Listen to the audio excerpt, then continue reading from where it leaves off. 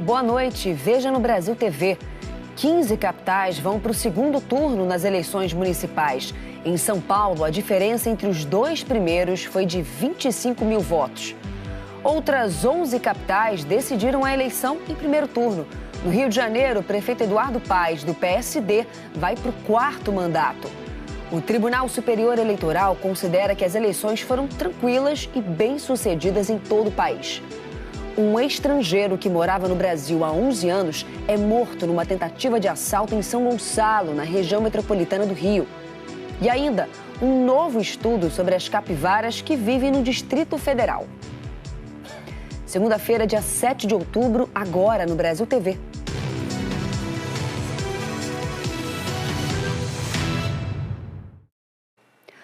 A segunda-feira já é de campanha para 104 candidatos a prefeito nas 52 cidades do Brasil, onde haverá segundo turno.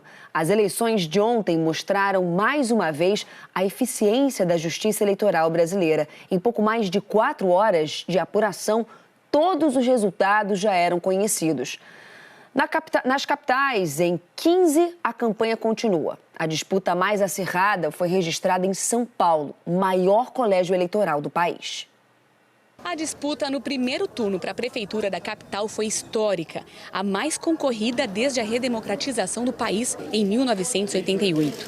Apenas meio ponto percentual separou os candidatos Ricardo Nunes, do MDB, e Guilherme Boulos, do PSOL. E menos de um ponto percentual tirou Pablo Marçal, do PRTB, do segundo turno. São Paulo foi a última capital do país a ter um resultado definido. A diferença entre os candidatos que foram para o segundo turno é de cerca de 25 mil votos. E apesar de liderar o primeiro turno das eleições, Ricardo Nunes não foi o que teve mais vitórias em zonas eleitorais. Guilherme Boulos e Pablo Marçal venceram em 20 zonas eleitorais cada um e Nunes em 17. Ricardo Nunes venceu em grande parte da Zona Sul, como Capela do Socorro e Cidade Ademar, parte do Centro e Brasilândia na Zona Norte e no Itaim Bibi. Guilherme Boulos ganhou em bairros da região Central e Oeste, como Santa Efigênia, Bela Vista, Perdizes e Pinheiros, e em alguns extremos, como Cidade Tiradentes e São Mateus na Zona Leste e Perus na Norte.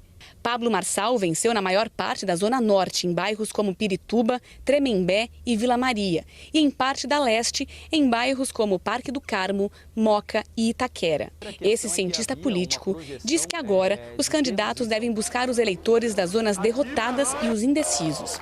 O político encontra geralmente no seu discurso 3 tipos na plateia: os que concordam com ele, os que não concordam e os que estão indecisos. Os que concordam, eu não vou gastar energia, força com ele. Os que não concordam também não adianta, porque eles não estarão comigo. Então cabe a cada um dos dois agora buscar os indecisos. Agora, Ricardo Nunes e Guilherme Boulos buscam ampliar os apoios para o segundo turno.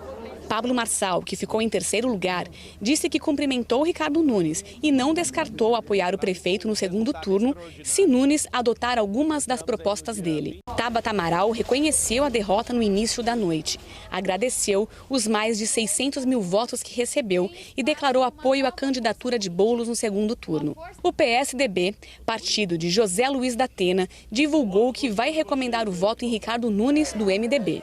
Da Atena reconheceu a derrota antes mesmo do fim da apuração.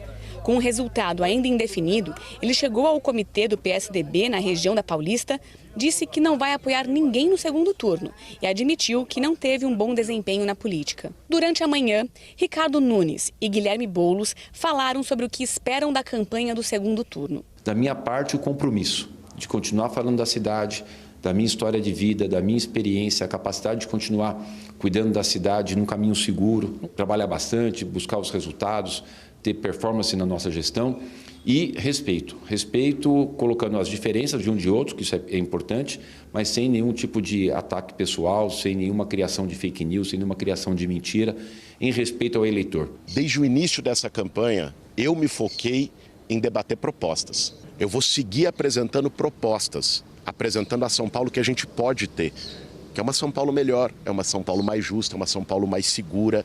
Esse vai ser o meu foco. E os nossos adversários nos atacaram tanto no primeiro turno porque não querem a mudança.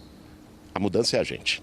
O desejo de um cientista político, eu acho que todo cidadão que se preocupa com política é um debate propositivo, com a troca de ideias, respeito ao adversário, porque o adversário tem sido transformado em inimigo, e inimigo a gente tem na guerra, não na democracia.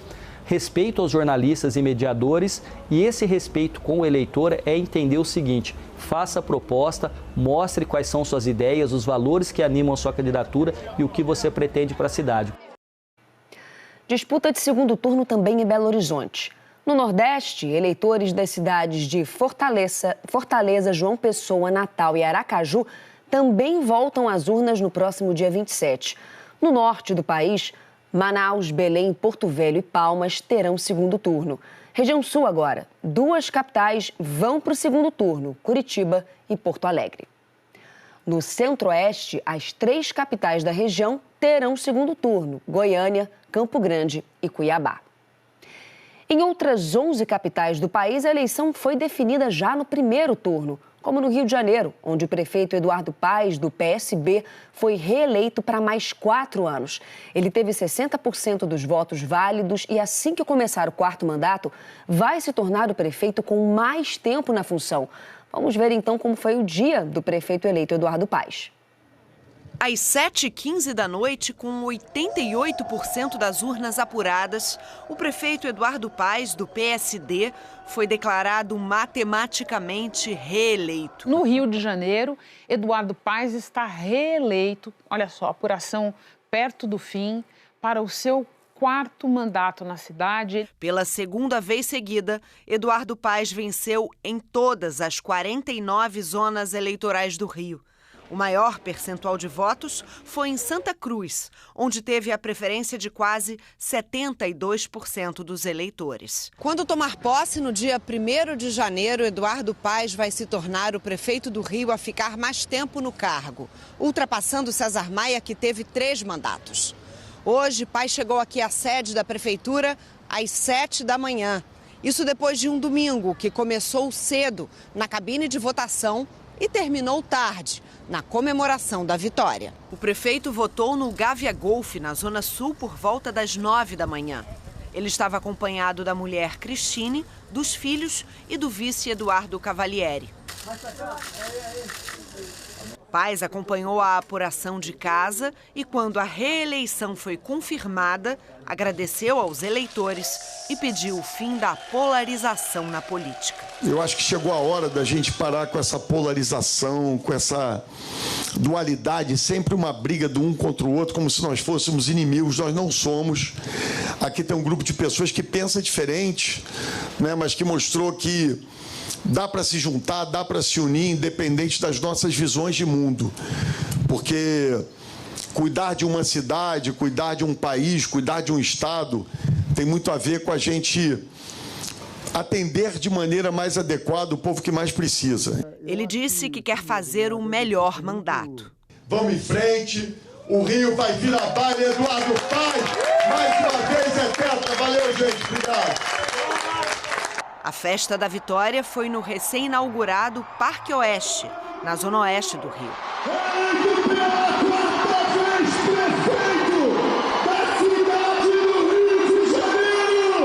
A noite terminou com samba, como o prefeito gosta.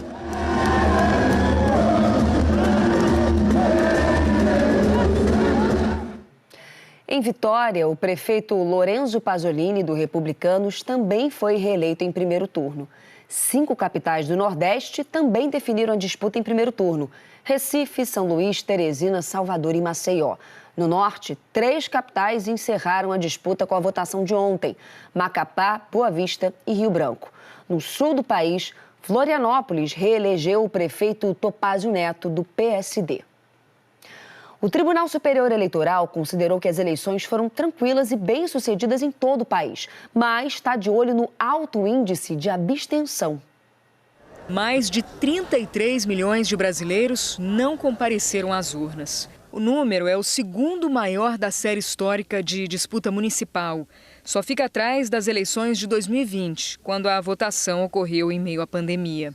Essa analista política afirma que a corrupção é uma das causas para o desinteresse de parte dos eleitores, mas reforça que o voto é o caminho para mudar esse cenário. Acho que precisa haver um aspecto educacional na população, porque a democracia ela precisa ser para todos e o voto é obrigatório justamente porque a participação da maior parte possível da população ela significa que várias parcelas da população estarão representadas. Então, o eleitor precisa se conscientizar disso. Ontem, a presidente do Tribunal Superior Eleitoral, ministra Carmen Lúcia, afirmou que é preciso investigar as causas dessa alta abstenção e disse que é necessário mapear medidas para incentivar o comparecimento do eleitorado. A ministra também destacou a tranquilidade da disputa e a força da democracia. Nós retomamos uma condição de considerar normal, válido e não depreciar as instituições na busca de romper com a institucionalidade democrática. O que a gente queria era uma eleição, e queremos, continuamos querendo, ainda temos até o final deste mês, o que eu dizia de um sossego democrático. Eu pedi a semana passada que queria esperar que cada um saísse de casa com o seu documento, fosse votar, achando e acreditando e recebendo isso da Justiça Eleitoral. A certeza de que ele ia exercer um direito que é importante para a vida dele, para a vida de quem veio antes, que conquistou esse direito. Na avaliação do Ministério da Justiça e Segurança Pública, o primeiro turno das eleições também aconteceu de forma tranquila. Ainda assim, no balanço divulgado agora, no início da tarde, 513 eleitores e 23 candidatos foram presos. Ao todo, foram 2.811 crimes eleitorais. E entre os principais estão boca de urna, compra de votos e propaganda irregular. Só ontem também foram apreendidos mais de R$500 mil em dinheiro, segundo a Polícia Federal. Se levar em conta todo o período eleitoral, esse número é muito maior. Foram mais de R$50 milhões em bens e valores. O prazo para quem não votou e precisa justificar a ausência é de 60 dias. Ontem, mais de 2 milhões de eleitores acessaram o e-título e já informaram a falta no primeiro turno. E ontem também foi dia de consultas populares em 5 cidades do país. A gente falou disso aqui no Brasil TV na semana passada. Em São Luís, 89,91% da população votou pela implantação do passe livre estudantil. Quase 90% dos eleitores responderam sim para o passe livre estudantil. Foram 523.711 votos no plebiscito. A consulta pública foi feita ontem, logo depois do eleitor votar para vereador e prefeito. Em São Luís, desde 1979, os estudantes pagam meia passagem no transporte coletivo.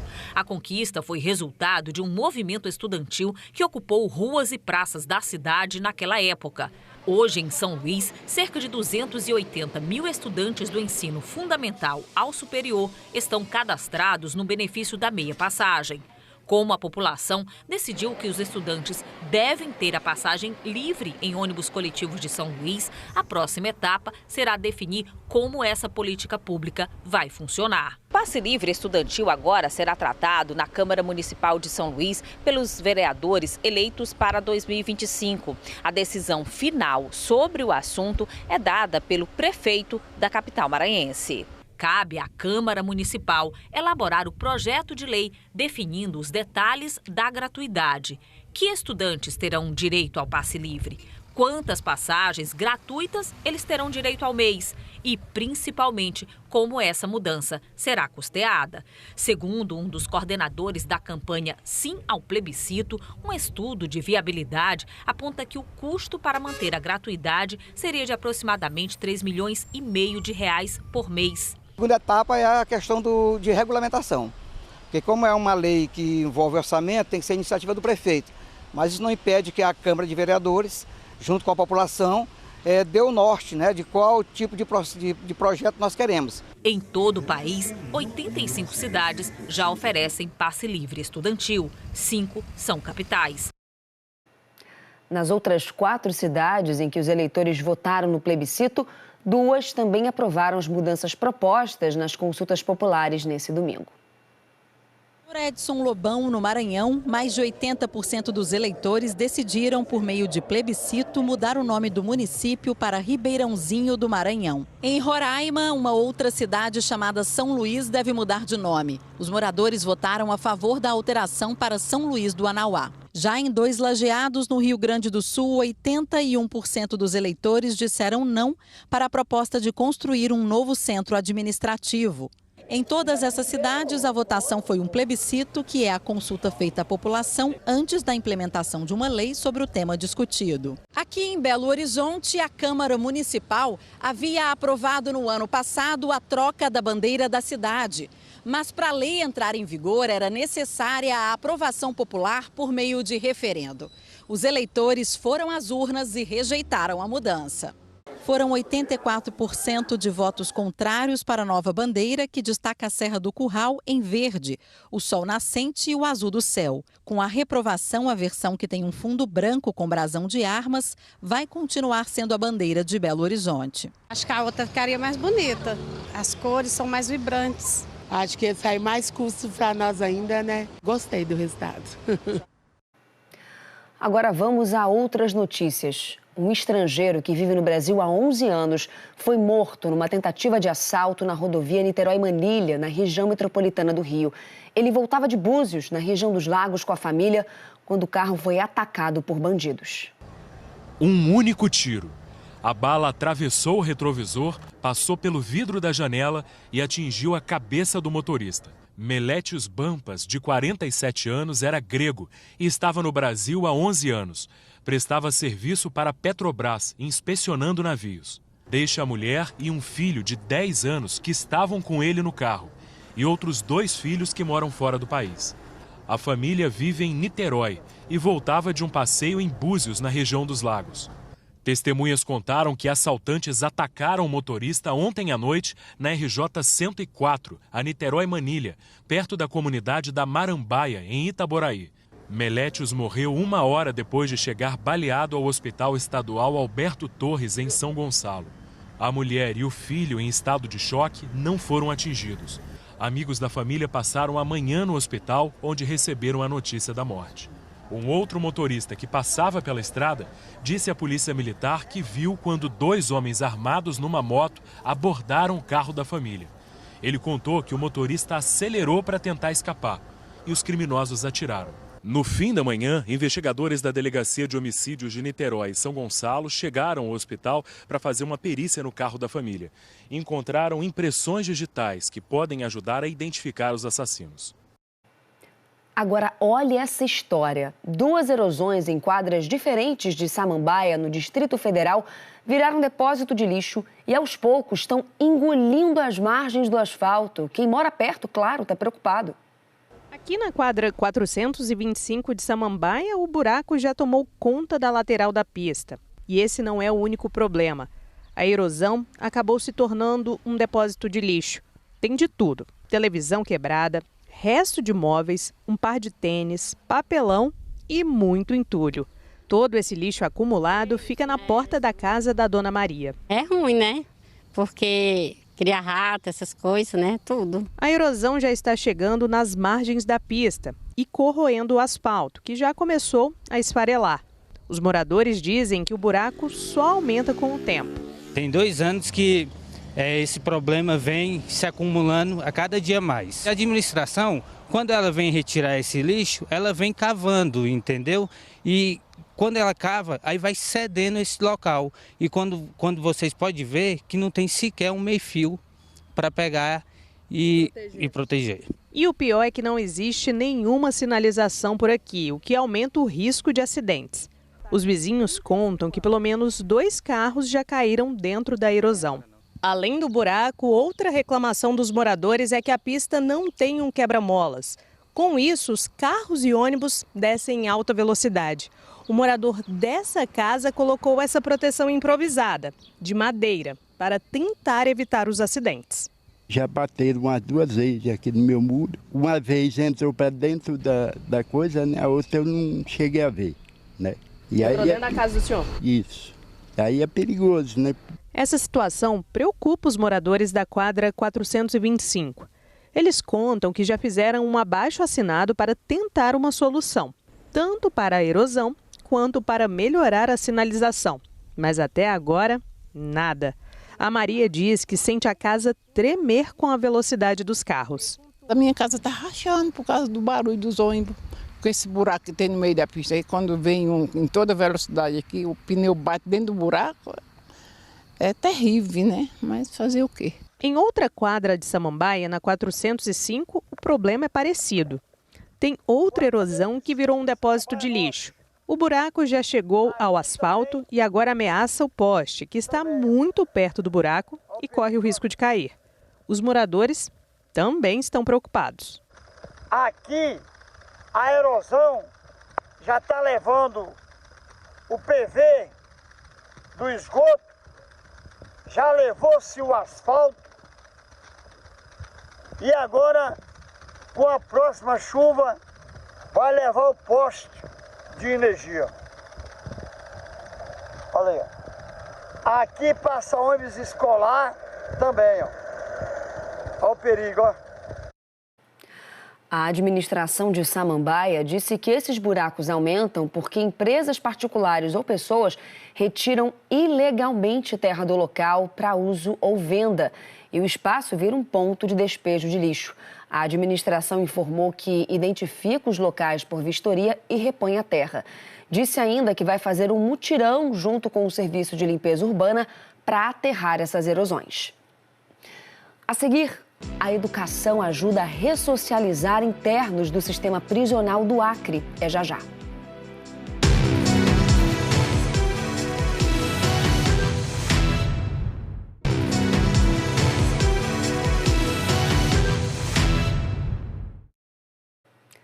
Brasil TV de volta falando do estudo sobre as capivaras que vivem no Lago Paranoá, em Brasília.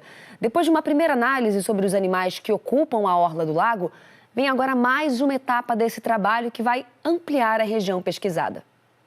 Elas vão continuar sendo estudadas e monitoradas. O novo estudo será desenvolvido durante 3 anos. Um custo total de R$ 1,5 milhão. A Universidade Católica de Brasília venceu uma concorrência para atuar junto ao Instituto Brasília Ambiental para analisar as capivaras de forma ainda mais aprofundada. A coordenadora do projeto explica que esse novo estudo é uma continuidade de um trabalho feito em parceria com a Secretaria de Meio Ambiente. A pesquisa anterior monitorou as capivaras no Lago Paranoá. Em maio do ano passado, após 15 meses, a Secretaria de Meio Ambiente divulgou que as capivaras ocupam 25% da orla do lago. O estudo também indicou o comportamento dos animais. Nós fizemos, a partir de 2021, um estudo que era restrito aqui ao Lago Paranoá. Então, de identificação e monitoramento dos bandos, mas tudo ficava restrito aqui ao Lago Paranoá.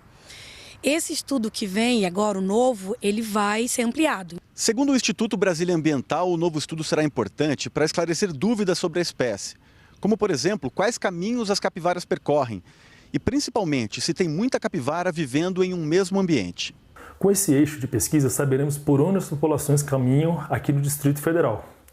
Será que a população do Lago Norte é a mesma do Lago Sul, que é a mesma que situa-se lá no Parque Ecológico de Águas Claras, em termos genéticos? Se isso for verdade, as capivaras estão utilizando os córregos e os rios de forma correta, e isso quer dizer que os corredores ecológicos naturais estão funcionando plenamente. Mas essas populações são diferentes. Talvez seja possível manejá-las de forma pontual. Um dos pontos considerados importantes dessa nova pesquisa é sobre os carrapatos, transmissores da febre maculosa. Na última quarta-feira, a Secretaria de Saúde do DF confirmou 2 casos de febre maculosa, também conhecida como a doença do carrapato, em moradores aqui do DF. A contaminação aconteceu no Riacho Fundo 1 e no Lago Norte. Mas a professora enfatiza que não se pode fazer essa associação. Ele é um carrapato que você encontra em vários locais. Ele pega tanto em cachorro como em cavalo, ele tem nos animais silvestres. Tá? Muito, muito comum em boi. Outro animal que pega, né, que tem muito carrapato, ratazana. E o carrapato, as pessoas precisam entender. O carrapato no cerrado é a fauna do cerrado. Né? O carrapato no cerrado e essa época de seca é o que mais tem. O objetivo será definir a melhor estratégia de manejo das capivaras do Lago Paranoá e também de outras regiões, e também se haverá necessidade de algum tipo de intervenção. O programa também pretende trabalhar na área de educação ambiental, para que as pessoas e capivaras possam ter uma convivência saudável. No Acre, pessoas privadas de liberdade buscam uma segunda chance através da educação. São mais de 700 pessoas matriculadas dentro do sistema prisional. Na prisão, a educação melhora as relações pessoais entre os internos, desses com os funcionários da instituição e com os familiares que interpretam o interesse pelos estudos como a busca de uma forma de vida fora da criminalidade. Margarete trabalha diretamente com os detentos e sabe a importância de ações como essa. Mas um que seja, que volte à sociedade com uma outra perspectiva de vida, já é um bem maior, não só para ele, mas para a própria sociedade, né? Segundo o censo da educação básica do INEP 2024, são mais de 57 mil pessoas privadas de liberdade matriculadas em turmas de EJA no Brasil. Aqui no estado do Acre, são mais de 700 pessoas matriculadas nos primeiros anos do ensino fundamental, nos anos finais do ensino médio e também no ensino médio. Além das matrículas na educação básica, cursos profissionalizantes são ofertados por parceiros locais. A educação não muda o mundo, como diz Paulo Freire, mas muda pessoas e pessoas mudam o mundo. Aqui dentro da unidade, tanto aqui como em demais unidades, existe uma limitação bem maior. A questão é mais restrita, a questão da tecnologia, o informática, acesso a esses meios, né? Então existe essa dificuldade, mas é muito gratificante, é muito bom trabalhar com eles. O Gustavo pegou um caminho que ele não queria ter feito, mas nunca é tarde para recomeçar. Para mim, mudei minha vida, né? Realmente, né? Eu me sinto uma pessoa que mudei. Sim, quando eu saí, fazer uma faculdade, né? Formar, dar mais um orgulho pro pai da gente, ao nosso familiar, né? Que é o nosso bem. O Brasil TV fica por aqui. Outras notícias no Jornal Nacional às 8h30 da noite, hora de Brasília. Uma ótima noite para você. Tchau, tchau.